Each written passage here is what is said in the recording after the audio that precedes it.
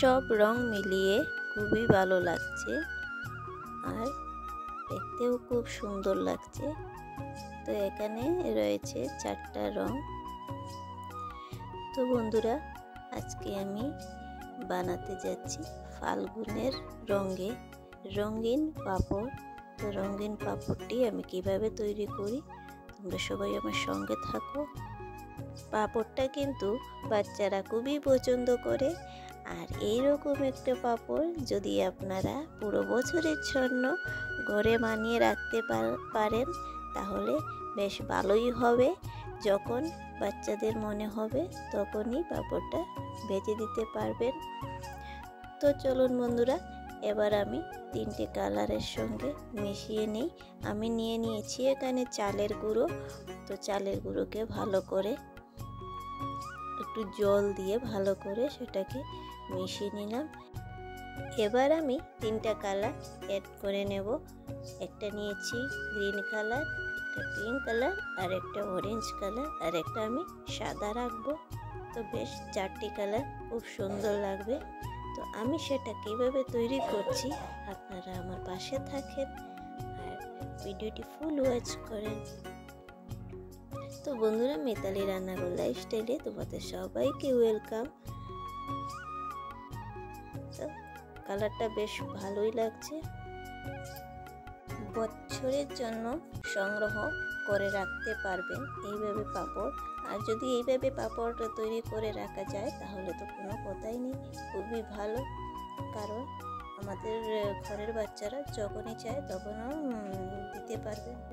তো বন্ধুরা, আমি সব কয়টি কালার মিশিয়ে নিয়েছি আর বেশ ভালোই লাগছে, খুবই ভালো লাগছে দেখতে। 4টি কালার রেখেছি। তো এখানে নিয়ে নিলাম এই টিভির ঢাকনা, ছোট ছোট টিভি। তো টিভির ঢাকনা তার মধ্যে এবার দিয়ে দিচ্ছি 1 চামচ করে। তো একটু হালকা করে দিয়ে দেব। এইভাবে বানিয়ে ঘরে একবার ট্রাই করে দেখতে পারেন, খুবই দারুণ হয়।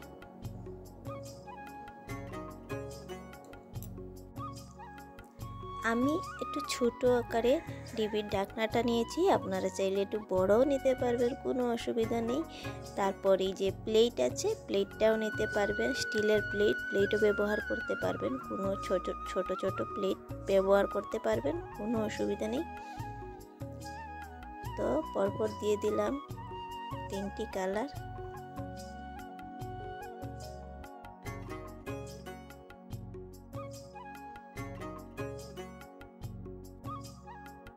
এদিকে বসিয়ে দিলাম, কয়েক সেকেন্ডের মধ্যে তৈরি হয়ে যাবে এই পাঁপড়টা।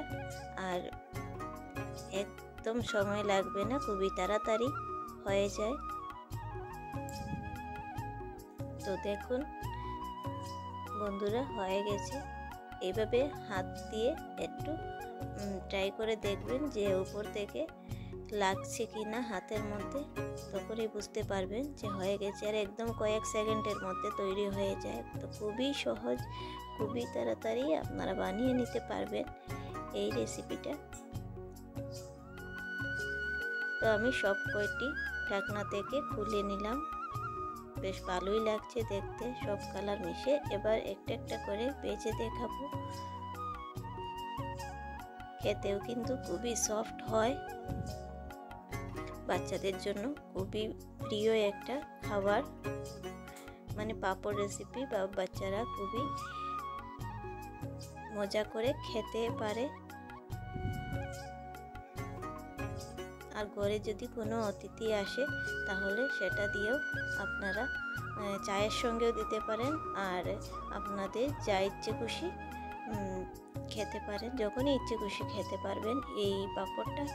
তো বন্ধুরা, আমার ভিডিওটি যদি আপনাদের ভালো লাগে তাহলে লাইক, কমেন্ট, শেয়ার করে দেবেন। আর চ্যানেলে যদি নতুন হয়ে থাকেন তাহলে চ্যানেলটি সাবস্ক্রাইব করে নেবেন। আর পাশে থাকা বেল আইকনটি প্রেস করে দেবেন যাতে আমার নতুন ভিডিও আপনাদের কাছে পৌঁছে যায়।